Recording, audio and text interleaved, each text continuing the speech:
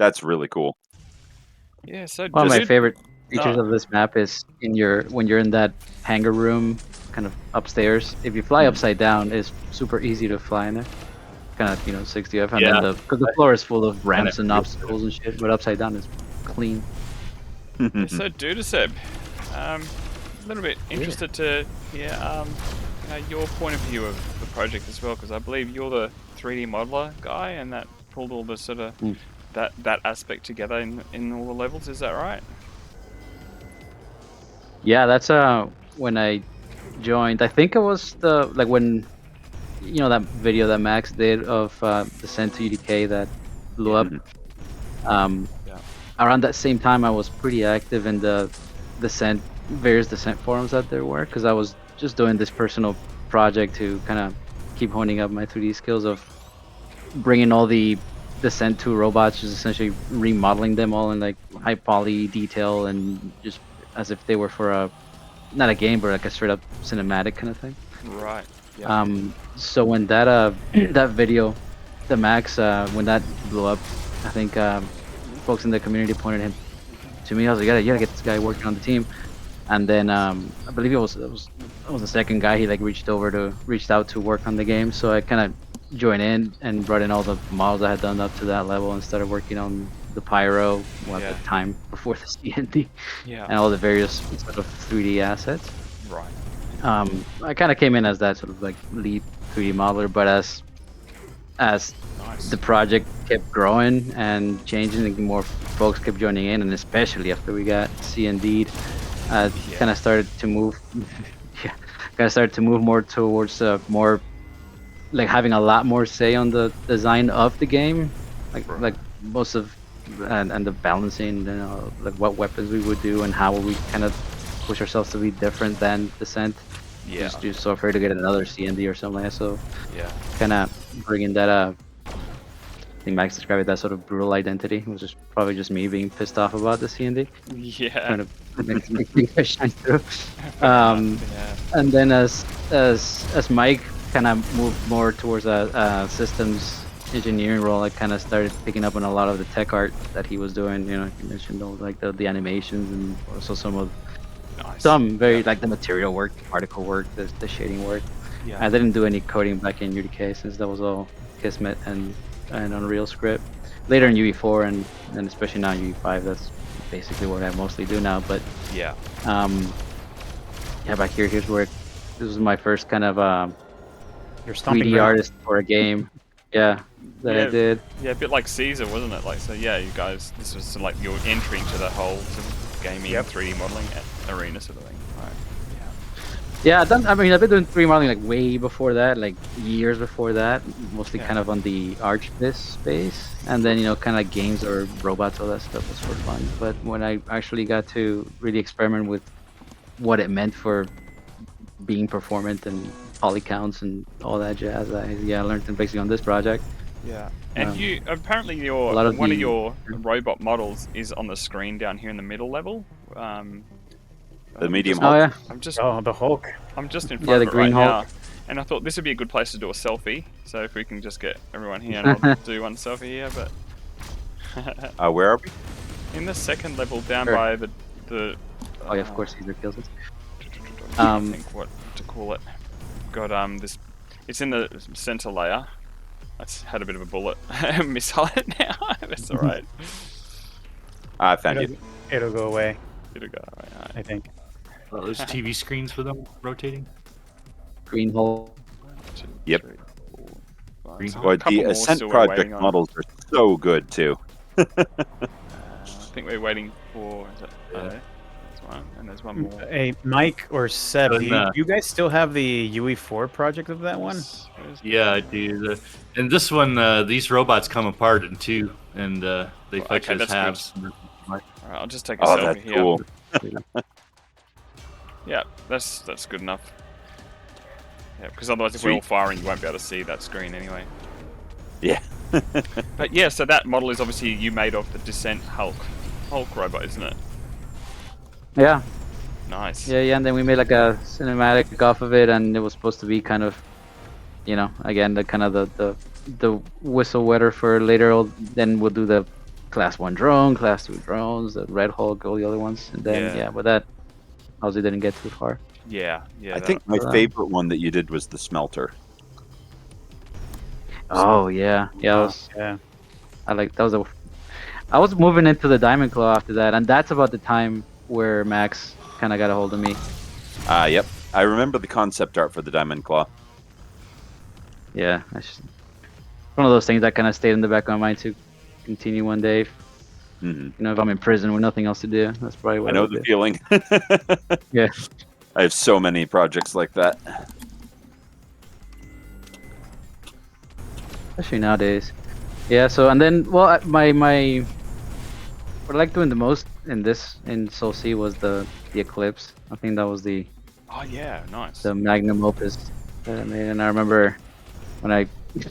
So it also took the longest. I remember these guys were giving me shit for it, like freaking 9 months to Worth make. time though. I Yeah. love the detail in it though, as it morphs. Yeah, well, I was gonna say, yeah, to be fair, I felt I first needed to finish designing the weapons because that had that kind of grand plan. Oh, yeah, nice, do different poses. Kind of like how you've seen in any first-person shooter, you can tell at a glance what the other person is aiming at you with because you kind of see the gun model. Yeah. So I wanted to have like an equivalent of that Cool. with the ship. Yeah. I think it was semi-successful. I think the amount of I don't know if the whole juice was worth the squeeze on that because even the I don't know if anybody's noticed, but in the backside of the Eclipse, also depending what secondary you have selected, the little textures on like a back cylinder are gonna change. Ah, Nobody okay. noticed that but me. I didn't notice that yet, Yeah. so I'll have to pay attention. Yeah, exactly. And that's what I mean. You put all this I was like, detail into it that we're people might not working. appreciate. Yeah. Yeah. But yeah, incredibly detailed. And that's the feeling I get from, especially these first 3 levels in this game, is everything's super detailed, like really crazy high level detail. You know, attention to Yeah, detail is I all- think we'd spend a lot of time on that, and I think also when we were trying to finally release and ship this, it was always like, oh man, we need one more month to finish until we finally said, okay guys, after I think it was April, and we're like, it can't go past tax day. That's it. We gotta push this out the door. Yeah. So you can polish it forever. So it's what, like, how many years went into this game to get it from start to the shareware demo that we're playing at the moment? Maybe 2. Yeah. Depending on where you count from. I'm trying Yeah, to remember right. when Pre or Descent post to CMD. UK was originally posted. Right. Yeah, I was 2 to 4 because I mean, we did have to kind of start from scratch on a lot of things, not the underlying yes. code base that Max has built on like the flight model, because we were like, okay, there's no way they have a patent on 60UF, right? We just Yeah. go No, with and that. this is significantly different. Yeah. Right. It's more the We visual. quickly So- became legal scholars over that type of thing. Mm-hmm. Right. So that's a lot of hours. and- 4 people cranking that out for what, 2 to 4 years, roughly, so to speak. Right. Yeah. Yeah, let's say 4 in total. Yeah, and then kind of the C&D can now set basically everything back, all the Oh, art, yeah. all the everything back. Yeah. Well, a lot of people left after the CND as well.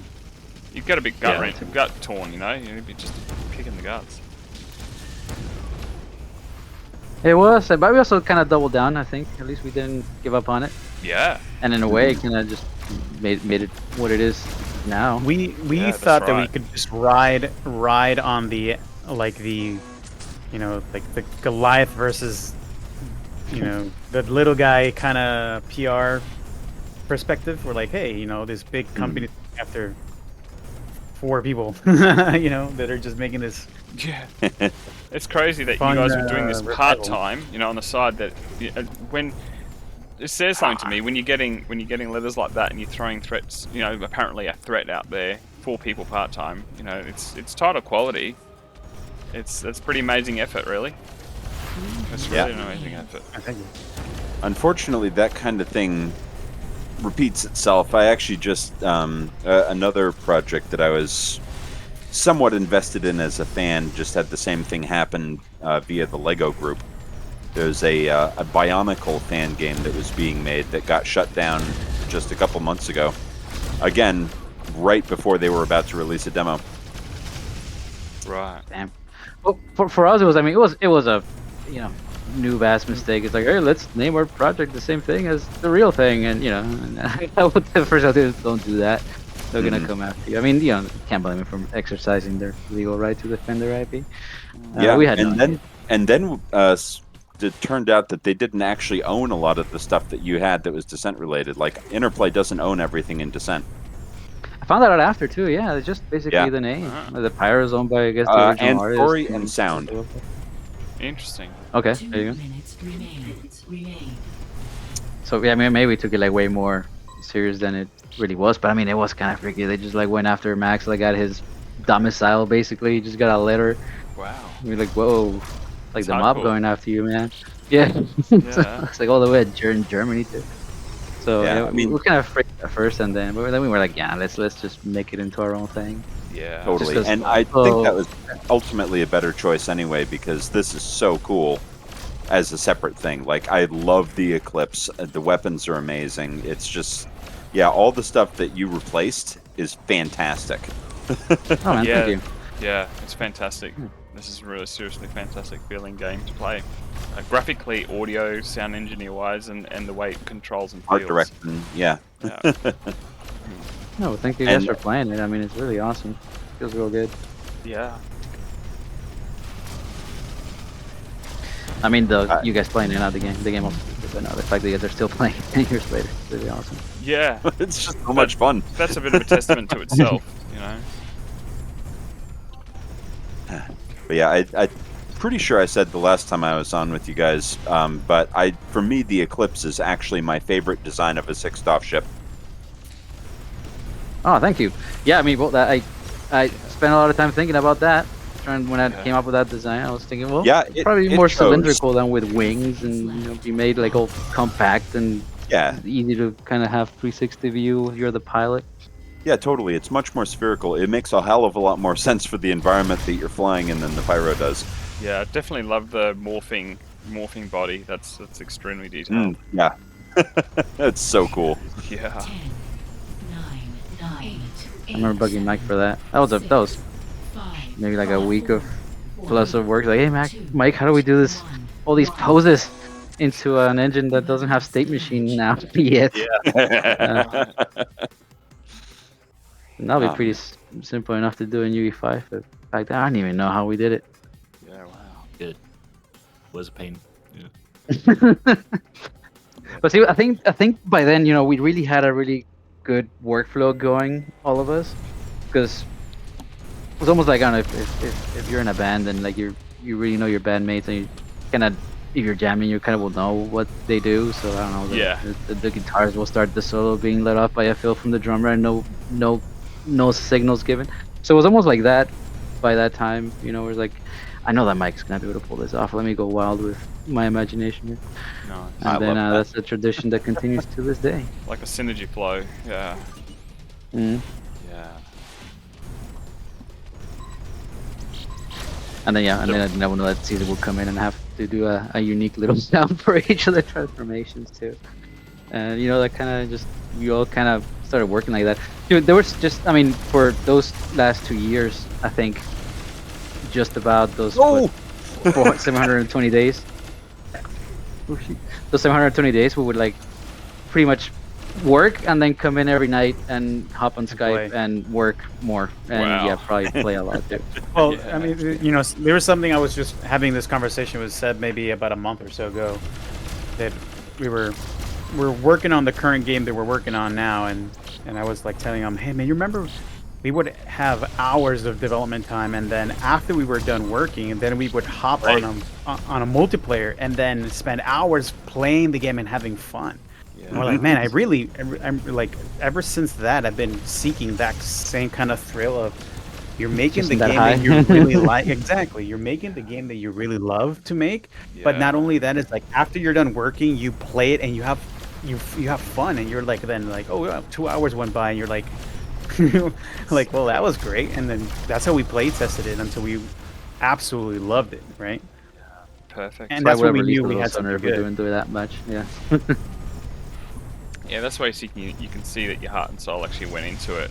Like when you're creating it and you just enjoy actually being around it, playing it. I mean, it's it's not like you're just clocking out of work and go, all right, boss, I'm leaving now. Who cares what happens afterwards? You know, like you actually invested in it personally. I think a mistake that we made is we put it out for free. I have a feeling if we just put it out there for $4 or something, Oh, you a would lot more easily, people would be like, easily. yeah, No worries. it's free. It must. Yeah. At the time, the idea was to make a full game, and this was just the demo, though, right? Yes. So we're gonna naturally switch to UE4. And naturally, how I asked Caesar and Max, I guess in the back of my mind, I'm hoping there's little embers of maybe potential little, you know, who knows? See what happens. At least more maps, wink, wink, maybe. And I don't know. We'll just having this right now is perfection as it is. So like, there's no obligation or any kind of expectation in that sense. But if there was to be more maps, like in other games, then I think that would spark this thing up heaps more. But then you probably don't want to lose out on those potential sales in future. Because it's more about installing UDK again. Can you imagine that? Yeah. My lord. That's a scary thing to think about. I wonder if I'd even know my way around it. But you know, it's one of those things that we can definitely give all the support to. For example, Max. I know he still has all the code base and everything going for it. Yeah. I'll insist too on my end. You can we'll see what he can pull off. Yeah, just at least get more maps. Like that's probably the most coolest thing if we could add to what we have now. Is just maps. What if we just add that the space station as it was? I mean, it is like kind of half unfinished, but you know, and then fine. triaxiality from Homida. yeah, the one that Homida we have that. was doing triaxiality or whatever was it? I think Yoshi you just said. Yeah. Amazing. I remember the showcase video for that. It looks so cool. Max is really good about keeping his archives clean and having them. If he still has them, I'm all for it. I mean, it's a map that's, if not ready to go. Yeah. I mean, honestly, I don't remember what the collision situation is in there or any of that, but I do remember he was looking, for example, at this map. I think Vertigo's got like the best, and Neptune, the best kind of collision setups. Right. And kind of learning from it. Because here's a little behind the scenes thing. The collision, I know Max talked about it a little bit, but we after did a whole ass custom collision pass over it. Like there is an entire different geometry behind the scenes that helps you slide around nice and easy. You don't get stuck on nothing. All that is done all custom. Right. Yeah, because I know some walls, like some areas, if I drive, you can feel there's a little bit of a sticky aspect. But like I think I was mentioning to Max, to me, I treat that as a me pilot problem rather than a level problem. Like it just forces me to be a bit more mindful of not always driving hard up against a wall or an edge. Now, in this game, is there also the quirk that the hitbox is a cylinder instead of a sphere? Oh, that's right. Yeah, we can't, couldn't fix, that was hard-coded into the engine. UE3. UE3. Right. So, in other words, the cylinder doesn't rotate, but the object inside the cylinder rotates, is that right? Yeah, because a regular, like, first-person character is a cylinder that's upright, like a human being. And the orientation is fixed. Right. To be always upright, like a person. Okay, that's sort of orientation, yeah. So the hard edge of the cylinder can stick on things. So the cylinder is actually vertically orientated, not horizontally, is that right? That's correct. Yeah. So the hitbox would be an interesting shape then. Yep. Yeah, I got you. Yep. So you get stuck in different ways if you're flying upwards or downwards or forwards. Yeah, okay, now that makes sense, yeah. We can't put infinite amounts of collision. You know, it's very performance heavy because you're having to test the ship against all those shapes every tick. So we had to use the fewest number of shapes as possible to make the ship glide. But when you go from one angle to another, there's always a little sharp, corner that you can get all hung up on. So the trick was minimizing those things. Yeah. Interesting. I just got killed while in Vuln. That's probably the thing. Hey, blame the developers on that. I mean, it was Chugg who got me. You know, the Chugg precursor to getting the ship to animate was actually getting those energy pads. You know, when the areas you go into where those Yeah, blow up. little origami That walls. that was my first test ever at sort of getting something to unfold and make a shape in those little hexagon. That's such a cool design. Yeah, I'm surprised so many skeletal meshes in 1 are actually performant Try to put in the UDK. cloak on. I just saw them. Yep. Yeah. As they were disappearing, I was like, no. Yeah. Whoa! Nice. Heard that Mac charge and panicked. Yeah. Oh, I've- yeah, that reminded me of a little story with the Mac. So, for the longest time, we would give Caesar so much shit for not understanding attenuations in audio, because basically everything sounded the same distance-wise. Like y'all could be having a fight in the other room, and I would hear like it was right behind me. So it was like, man, I can't tell what's happening. Right. And turns out that there was this hidden option in the code or something that was on that was basically like super hearing or whatever the hell it was called. Oh, But essentially, right. all the there was no attenuation. All the sounds were like a maximum attenuation, regardless of what Caesar would set. Oh, I was like, remember dude. that. Like, dude, how can you Everything not was get it? built It's like around, lights. You know? Yeah. And Because then the once entire Mike, engine is just made for Unreal Tournament 3. and then once Max Right. turned it off, everything just like fell in place. I was like, wait a minute. I knew it wasn't. But dude, then the game just sounded amazing from like one day to the next, and it was like wow. And then one of the things that was the coolest for me is the projectile specifically of the Mac because it has this like travel sound that is has Doppler effect and everything.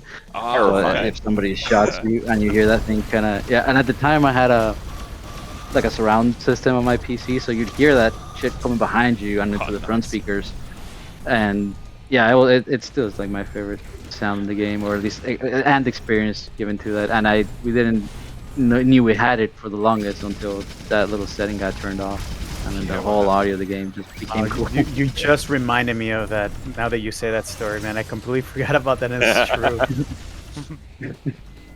You're there catching all of our stories. It's like, dude, what the fuck? It's just like a light. Just think about like dimming a light. Audio works the same way. And like, I still feel bad. But yeah, turns out it was working the whole time.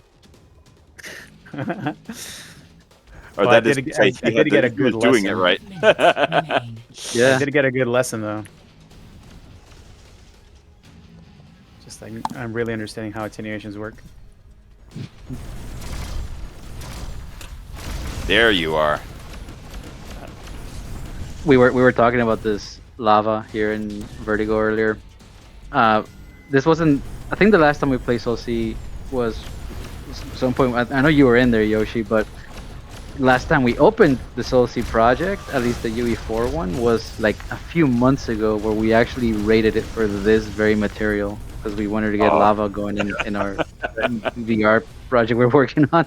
Nice. And we're like, Cool. man, we made some awesome ass lava in SolC. Let's just get that. Oh yeah. And, Give- yeah. keep on giving. Yeah, literally.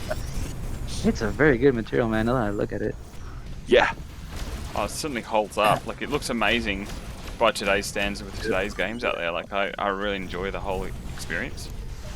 It's got Yeah. edge glow on it, and then if you look at the pipes going down, it's actually got a little bit of translucency, so you can sort of see geometry. Yeah, I will say that as much as Overload has become my favorite 6DoF game, the visuals in even this version of SolC I still like them better. Yeah, really detailed. Nice. Really, really detailed. I really enjoy it. And all the environmental effects like fog and the amount of bloom on everything, it looks so good. The whirlpool Really in the does. bottom of the map's actually conical. It spins. Oh, sorry, The what? whereabouts? If you go to the bottom of the waterfall downstairs, Yeah. and look at the hot tub, it's actually got a conical shape to it Oh, yeah. because Oh. it's spinning water. So Yeah. Yeah, that is pretty detailed. Oh, that is true. And I just like we do a little splash particle when you dive in. I completely forgot we did that. Yeah, translucency. Stop it in the pool. We'll struggle with that on QE5. I'm gonna do a little splash sound on it. I'm gonna get out of here Server till that for in-home boys. wears off. So I'll play The, to the end of this game, then I'm going to have to actually jump out and go hang out with the family a bit. But this has been absolutely ripper to get to meet both you, Halfhawk and DuderSeb. Like, I've been really anticipating this and waiting for it, so it's really super cool, and I wish I could stay longer. But just, I will have to probably good. jump out after this game. All good. It's all good. Maybe next time we can get all 4 of us Yes. here. That'd be awesome. Yeah. Yeah, chances are I should probably go after this as well. And similar. I have other stuff to do this evening, but Yeah. I'm so glad that this is all lined up. Yeah, so stoked. Yeah. This is amazing. So yeah, if we can make this like a, I think we've got a weekly event happening at this around about these times on a whatever day this is for you, but it's a Sunday for me and Chugg. Yeah, normally we'd be starting right now, but I don't know, that's probably too late for you guys. Don't know, but normally we'd start this time. And then I think it's another time during the week we do weekly as well. It's earlier, a lot earlier.